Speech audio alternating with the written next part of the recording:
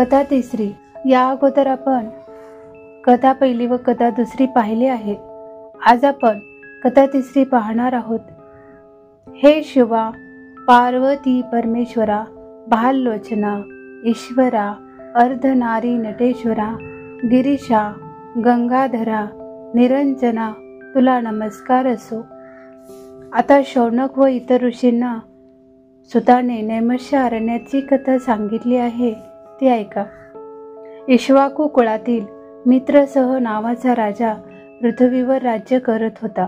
तो वेदशास्त्रात पारंगत होता, तसाच अतिशय शूर होता. त्याच्या पराक्रमामुळे त्याने पृथ्वी जिंकली होती. त्याला शत्रू राहिला नव्हता. एक दिवस शिकार करण्यासाठी म्हणून लवाजमा घेऊन राजाने अरण्यात प्रवेश केला. हाकाऱ्यांनी हाके घालायला सुरुवात केली. वाघ, कोल्हे, लांडगे, सिंह, हरिण, माकडे, ससे अशी जनावरे घाबरून सैरावैरा पळू लागली. राजाने असंख्य पशूंना यमसदनाला पाठवले. अनेक पाखरांना मारले.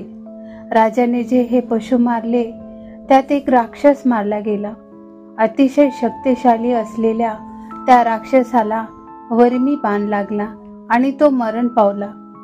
राक्षसाचा एक भाऊ दुरूनच त्याच्याकडे बघत होता. दुःखाने त्याचे अंतःकरण भरले होते.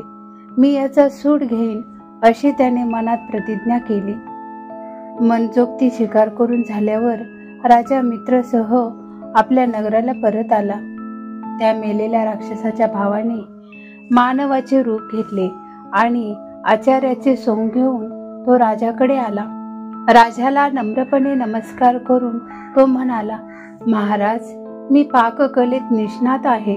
मला आपण आपल्याकडे स्वयंपाकी म्हणून कामाला ठेवा. माझे कौशल्य एकदा पाहावे अशी माझी विनंती आहे. राजाने त्याला पाकशाळेत नेमून घेतले. हा आचारी स्वयंपाक चांगलाच करत असे. सर्वजण खुश होते. एकदा काय झाले, वशिष्ठ ऋषी राजाकडे आले. राजाने त्यांचा उत्तम आदर सत्कार केला. पितृतिथी पाहून राजाने गुरु वशिष्ठांना भोजनासाठी खास आमंत्रण दिले. आचार्याचे काम करणाऱ्या राक्षसाला ही संधी चांगली सापडली.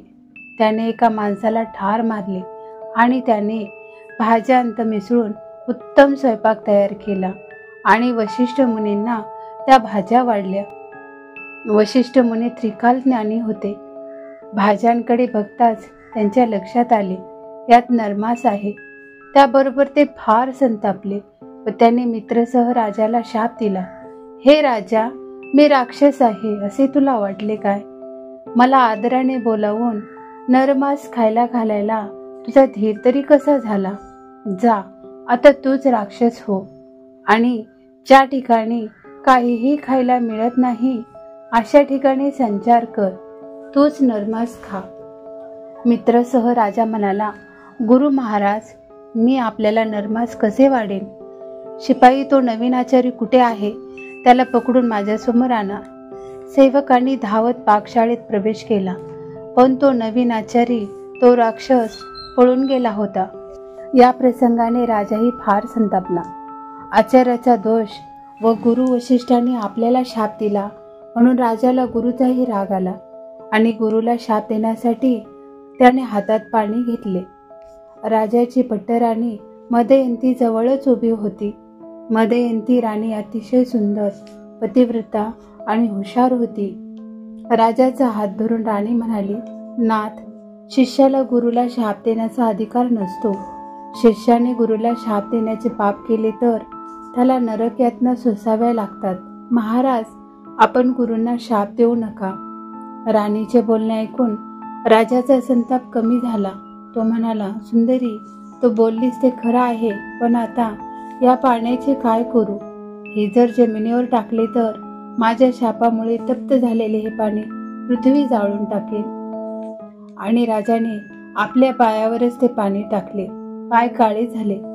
गुरुच्या शापामुळे राजा राक्षस बनला. त्याचे नाव कल्मषपाद असे पडले. आतापर्यंत गुरु वशिष्ठांनाही खरा प्रकार कळला होता. त्यांचाही राग कमी झाला. ते म्हणाले, राजा, माझे शब्द खोटे होणार नाहीत, पण 12 वर्षांनी राक्षस योनीतून मुक्त होऊन पुन्हा स्वतःच्या घरी येशील. ऋषी निघून गेले. राजा मित्रसह कल्मषपात राक्षस बनून रानात निघून गेला. त्याला अतिशय भूक लागली होती. रानातले पशुपक्षी मारून खाण्याचा त्याने सपाटा लावला. राक्षस कल्मषपात अवाढव्य शरीराचा होता. कपाळावर शेंदूर फासलेला, मोठमोठे पांढरे सुळे तोंडाबाहेर आलेले, अतिशय क्रूर चेहरा असलेला राक्षस मिळेल ते प्राणी तोंडात टाकत चालला होता. जाता जाता त्याला 12-13 वर्षाचा एक कोवळा ब्राह्मण आपल्या 9-10 वर्षाच्या नवपरिणीत पत्नीबरोबर खेळण्यात, गप्पा मारण्यात दंग झालेला समोर दिसला. राक्षसाने झडप घालून त्या ब्राह्मण कुमाराला पकडले. त्याची पतिव्रता पत्नी हात जोडून कल्मषपात राक्षसाला म्हणाली, अरे, तू मित्रसह राजा आहेस. मी ओळखले आहे तुला. राजा, तू पुण्यवान आहेस. गो ब्राह्मणाचे पालन करणारा धर्मशील राजा आहेस. माझ्या पतीला मारू नकोस. मी पदर पसरते. माझ्या पतीला सोडून दे. ब्रह्महत्येचे पातक शिरावर घेऊ नकोस. नरकाचे साधन करून ठेवू नकोस. सोड माझ्या पतीला. पण राक्षसाला तिची दया आली नाही. त्याने त्या ब्राह्मणाला ठार मारून खाऊन टाकले आणि त्याची हाडे त्या पतिव्रता पत्नीसमोर टाकून दिली. त्या चिमण्या पतिव्रतेने अपार शोक केला. ती संतापून म्हणाली, राजा, तू दुष्ट आहेस.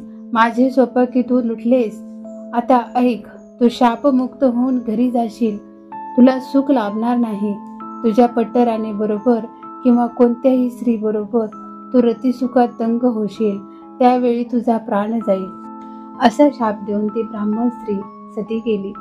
12 वर्षांनी वशिष्ठ मुनीने दिलेल्या शापापासून मुक्त होऊन राजा मित्रसह आपल्या नगराला परत गेला.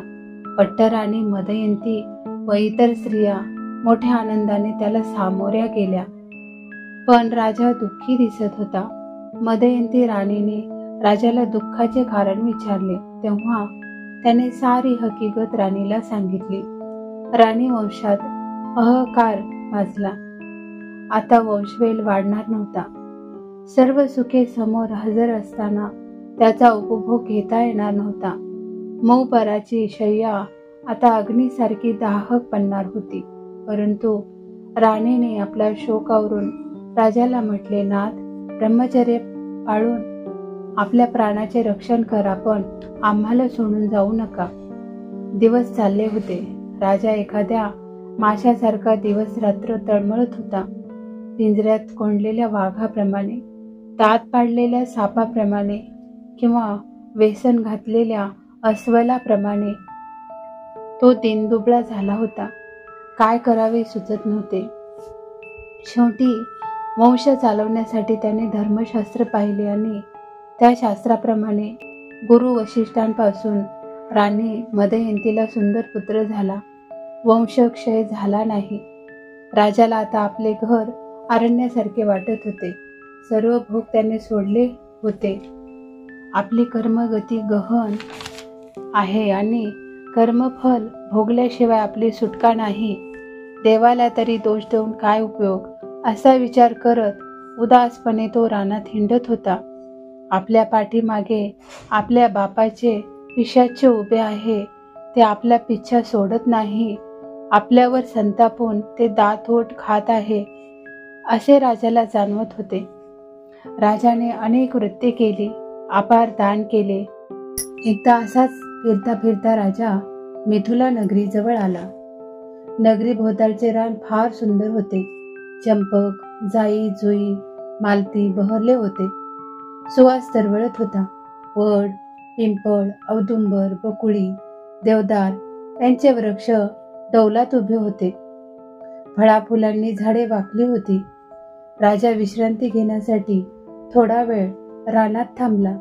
एखाद्या कंगाल माणसाला धनाचा साठा सापडावा, भुकेलेल्या माणसासमोर खिरीचे भोजन यावे, मरणाऱ्याच्या तोंडात अमृत पडावे किंवा चिंतेने व्याकुळ झालेल्या माणसाला चिंतामणी सापडावा, त्याप्रमाणे राजाच्या समोर तपस्वी ऋषी श्रेष्ठ गौतम ऋषी शिष्यांसह येऊन उभे राहिले. राजाने त्यांना साष्टांग नमस्कार केला. गौतम ऋषींनी राजाला त्याच्या राज्याचे प्रजेचे कुशल विचारले. राजा नम्रपणे म्हणाला, मुनिराज, आपल्या कृपेने राज्यात आबादी आबाद आहे. सर्वजण आपापले काम निष्ठेने करत आहे, पण मी मात्र अभागी आहे. नंतर राजाने आपली सर्व हकीकत गौतम ऋषींना सांगितली. गौतम ऋषी म्हणाले, राजा, मी आत्ताच गोकर्ण क्षेत्रातून आलो आहे. तेथे भगवान शंकर देवी पार्वतीसह ओंकार रूपाने वास्तव्य करत आहेत. भगवान विष्णू सुद्धा इंदिरेसह त्या ठिकाणी तपश्चर्या करत आहेत. तेथील शोभा वर्णन करायचे सामर्थ्य माझ्याजवळ नाही, पण सर्व देव तेथे राहत आहेत. सर्व ऋषी तेथे तप करत आहेत. नारद, तुंबर तेथे शिवलीलाचे गायन करत आहेत. ऋषींचा मंत्रघोष सुरू आहे.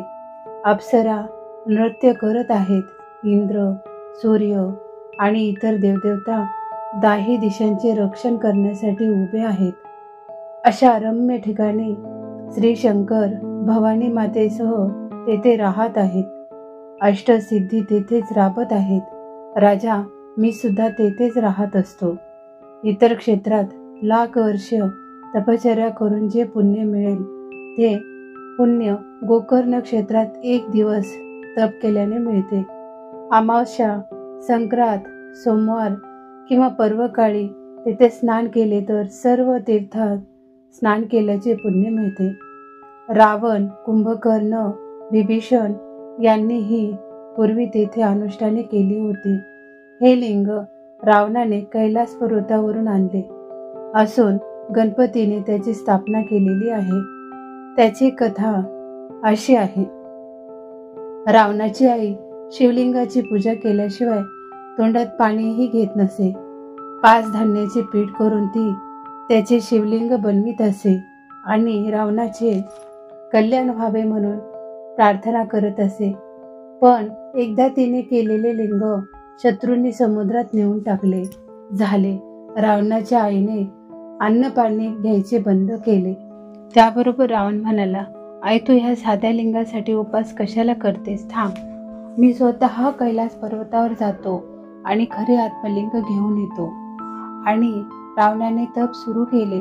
शिवलीलाचे गुणवर्णन आपली 10 तोंडे उघडून तो करू लागला. आपले शिर स्वतः तोडून त्यातील शिरांचे तंतू वाद्याला जोडून रावण निष्ठेने शिवाचे गुणगान करत होता. त्याची भक्ती पाहून शंकर प्रसन्न झाले आणि रावणाला म्हणाले, रावणा, मी तुझ्यावर प्रसन्न आहे. काय हवे ते माग. तेव्हा रावण म्हणाला, शंकरा, मला आत्मलिंग द्या आणि या जगात सर्वात सुंदर असलेली स्त्री द्या. भोळा शंकर लगेच तथास्तु म्हणाला आणि कोटी चंद्र सूर्य ज्याच्यावरून ओवाळून टाकावे असे तेजस्वी आत्मलिंग त्यांनी रावणाच्या हातात दिले. वेद ज्याची स्तुती करतात, योग्यांना जिथे आराम मिळतो, ज्याने ही सृष्टी निर्माण केली आहे, असे लिंग रावणाच्या हाती आले. लिंग हातात धरून रावण म्हणाला, शंकरा, आता मला सुंदर स्त्री द्या. त्याबरोबर शंकर म्हणाले, देवी पार्वतीसारखी सुंदर स्त्री जगात कुठेही नाही. तिच्यासारखी तीच. तिची प्रतिमा ब्रह्मदेवालाही पुन्हा करता येणार नाही. तेव्हा तू अपर्णेलाच घेऊन जा.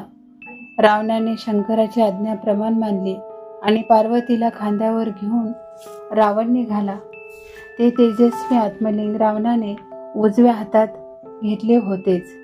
रावण लंकेकडे निघाला आणि कैलासावर गणेश, कार्तिक स्वामी, नंदी सर्वजण शोकसागरात बुडाले.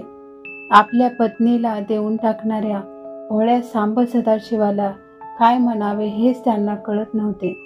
इकडे भवानी विष्णूचे स्मरण करत होती. हे विष्णू, हे लक्ष्मीपती, आता तूच मला सोडव.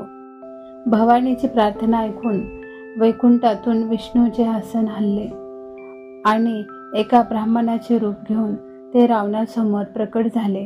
हसत हसत विष्णू रावणाला म्हणाले, हे रावणा, ही असली कुरूप स्त्री तुला कुठे मिळाली आणि तू तिला खांद्यावर बसवून घेऊन एवढा कुठे निघाला आहेस?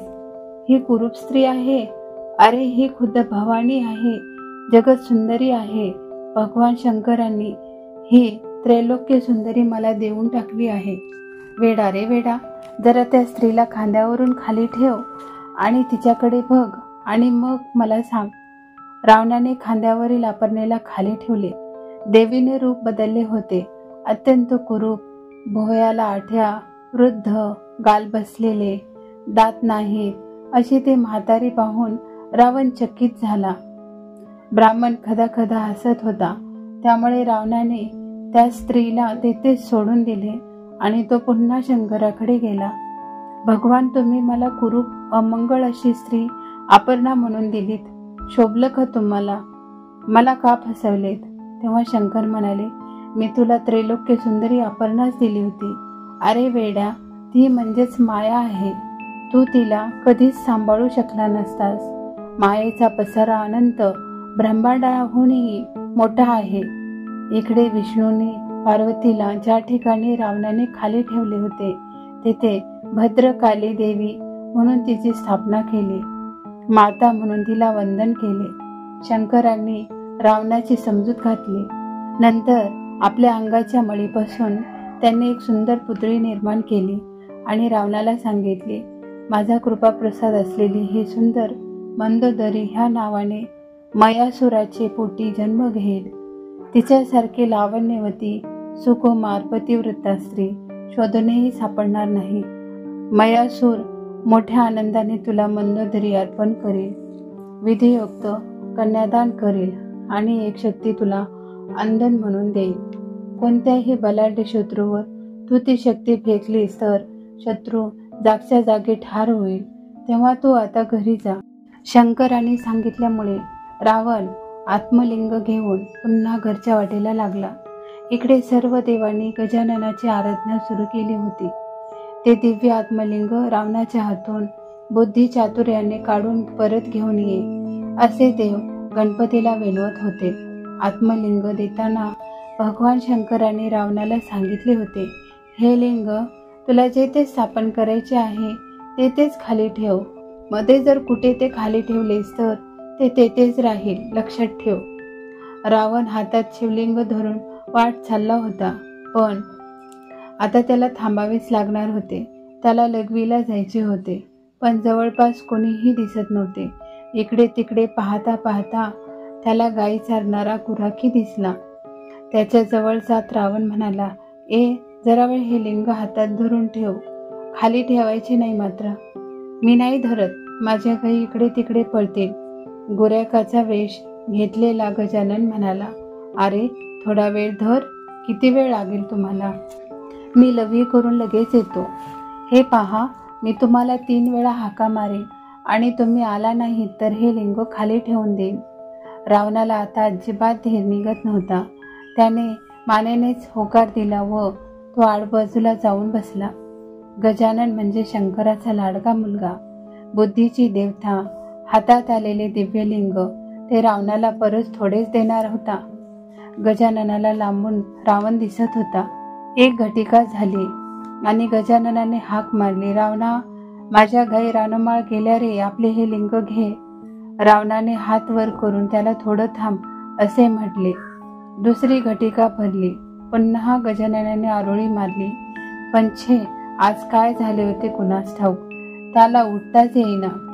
3 घटिका भरल्या आणि गजाननाने पुन्हा रावणाला हाक मारली आणि हातातले आत्मलिंग जमिनीवर ठेवून दिले. ते पाहताच हातपाय धुवून शुद्ध न होताच रावण तेथे आला आणि ते लिंग वर उचलण्याचा प्रयत्न करू लागला. आपली सारी शक्ती त्याने खर्ची घातली, पण लिंग आता पृथ्वीचाच एक भाग झाले होते. हे रेसभर सुद्धा हलले नाही. रावण या नादात असतानाच गजानन गुप्त झाला आणि गायीही जमिनीत शिरून लपत होत्या. लपता लपता एक शेवटचा गायीचा कान रावणाच्या हातात सापडला.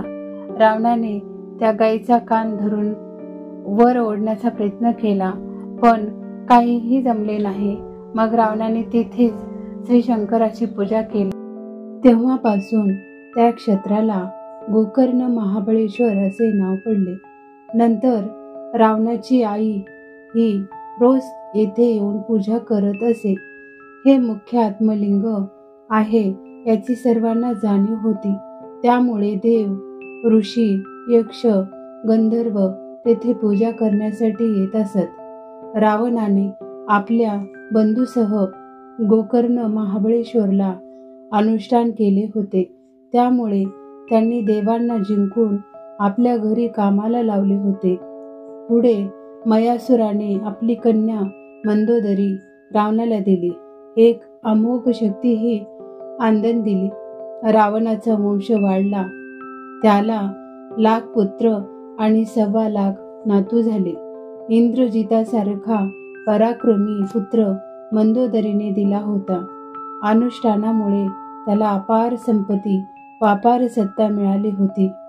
राजा, अशा या गोकर्ण महाबळेश्वर क्षेत्राचे वर्णन ब्रह्मदेवालाही करणे शक्य झाले नाही. तेथे मी काय करणार? पण मिथुरेश्वर येथे यज्ञ होणार आहे म्हणून आम्ही घाईघाईने गोकर्ण क्षेत्राहून येत असताना एक अद्भुत गोष्ट पाहिली. काय पाहिले सांगा तरी? मित्रसह राजाने उत्सुकतेने विचारले. आम्ही सर्वजण एका वृक्षाच्या दाट सावलीत बसलो होतो. आमच्यापासून जवळच एक शूद्र स्त्री पडलेली दिसली. तिला महारोग झाला होता. अंगावर चट्टे उमटले होते. जखमातून किडे वळवळत होते. दुर्गंधी सुटली होती. हातापायाची बोटे झडून गेली होती. दात पडले होते. कान बहिरे झाले होते. जन्मापासूनच ती आंधळी होती. अंगावर मांस नव्हते. वस्त्राची तिला शुद्धही नव्हती. ती धुळीत लोळत होती. तिच्याकडे बघूनच आम्हाला वाईट वाटत होते. पूर्वजन्मेची पातके तिला छळत होती. तिचा मरणकाळ जवळ आला होता. मी सहज वर पाहिले तर भगवान शंकराचे विमान खाली येत होते. विमानात शिवगण बसले होते. त्यांच्या तेजाने भोवतालचा सारा भाग प्रकाशित झाला होता. अष्टनायिका नृत्य करत होत्या. गाण्याचे मधुर स्वर कानावर पडत होते. विमान खाली आल्यावर मी शिवगणांना विचारले, कोणाचा उद्धार करण्यासाठी आपण आला आहात?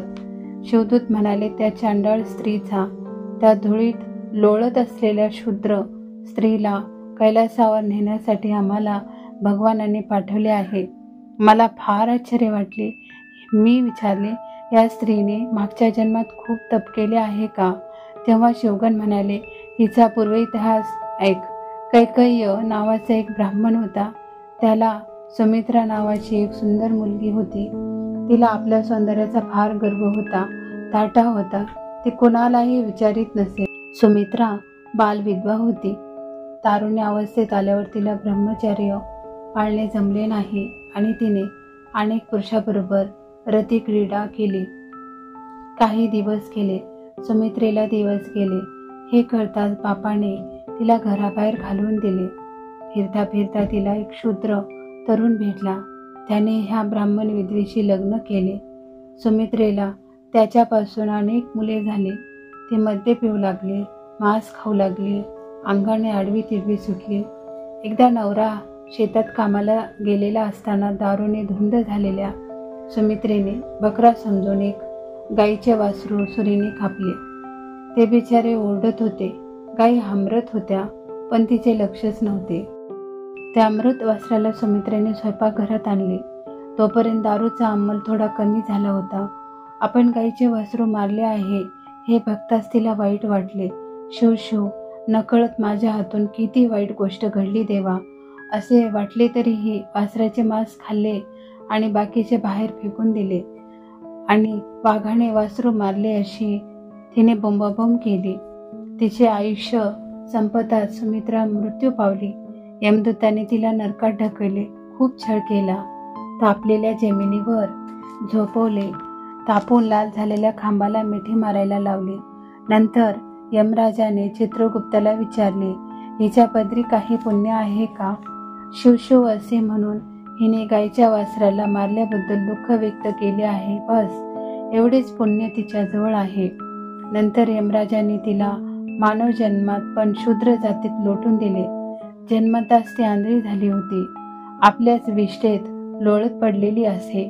तिचे आईबाप ही लहानपणीच वारले. मग ही हातात काठी घेऊन गावोगावी हिंडू लागले. एकदा महाशिवरात्रीला लोकांची दिंडी गोकर्ण महाबळेश्वरला निघाली असताना ही चांडाळीन त्या यात्रेला सामील झाली. सर्वांच्या बरोबर गोकर्ण महाबळेश्वरला आली. तेथील भद्रकालीच्या देवळाजवळ पडून राहिली. पोटात भूक मावत नव्हती. कुणीतरी अन्न द्या असा टाहो फोडून ती लोकांना विनवत होती. देवाला प्रदक्षिणा घालणाऱ्या एका भक्ताने सहज एक बेलाचे पान तिच्या हातावर टाकले. आंधळ्या चांडाळणीने ते चाचपून पाहिले, पण ती खाण्याची वस्तू नाही हे पाहताच रागाने तिने ते पान फेकून दिले. भिरभिरत येऊन ते बिल्वपत्र शिवलिंगावर पडले. अन्न न मिळाल्याने तिला उपवास पडलाच होता. आता बिल्वपत्राने पूजन झाले. पोटात अन्न नसल्याने झोप लागली नाही. जागरणही घडले. लोक सांब सदाशिव, नमः शिवाय, हर हर महादेव असा घोष करत होते. चांडाळीन ही त्यांच्याबरोबर तेच शब्द म्हणत होती. तीच ही चांडाळीन आहे असे सांगून त्या शिवदूताने चांडाळणीला हात धरून उठवले. त्याबरोबर तिला दिव्य रूप प्राप्त झाले. आपली पूर्वजन्मीची पातके तिला आठवू लागली. पश्चातापाने ती पावन झाली आणि शंकराचे नामस्मरण करू लागली आणि ती शिवपदाला जाऊन पोहोचली. ती शूद्र चांडाळीन भाग्यवंत म्हणायलाच हवी. राजा मित्रसह म्हणाला. तेव्हा गौतम ऋषी म्हणाले, होय राजा, गोकर्ण महाबळेश्वरला गेल्यामुळे आणि भजन, पूजन, जागरण आपोआप घडल्यामुळे ती स्त्री उद्धरून गेली. म्हणून तूही त्या क्षेत्री जा आणि पार्वती परमेश्वराची मनोभावे पूजा कर. तुलाही मुक्ती मिळेल. एवढे बोलून जनक राजाने आरंभिलेल्या यज्ञासाठी गौतम मुनी मिथिला नगरीला निघून गेले. राजा मित्रसह लगेच गोकर्ण क्षेत्री जाण्यासाठी निघाला. शिवरात्रीला त्याने दिव्य अशा शिवलिंगाची मनोभावे पूजा केली. त्यामुळे शंकर प्रसन्न झाले. शंकराने कृपादृष्टीने पाहताच ब्रह्महत्येचे पातक नष्ट झाले. राजा निर्दोष झाला. कैलास पर्वतावरून राजाला नेण्यासाठी विमान आले. विमानात तेजस्वी शिवगण बसलेले होते. सुगंध दरवळत होता. वाद्य वाजत होती. स्वर्गीय पुष्पाचा आकाशातून वर्षाव होत होता. मित्रसह राजाला दिव्य देह प्राप्त झाला आणि त्याला मिरवत मिरवत कैलासावर शिवपदापाशी आणले. श्री शंकराचे दर्शन होताच मित्रसह राजाला मुक्ती मिळाली. तो शंकर स्वरूपात विलीन झाला. असे हे गोकर्ण महाबळेश्वर या क्षेत्राचे महात्म्य आहे. शंकराची कळत न कळत पूजा करणाऱ्यालाही शंकर कधीही विसरत नाही. जय जय रघुवीर समर्थ.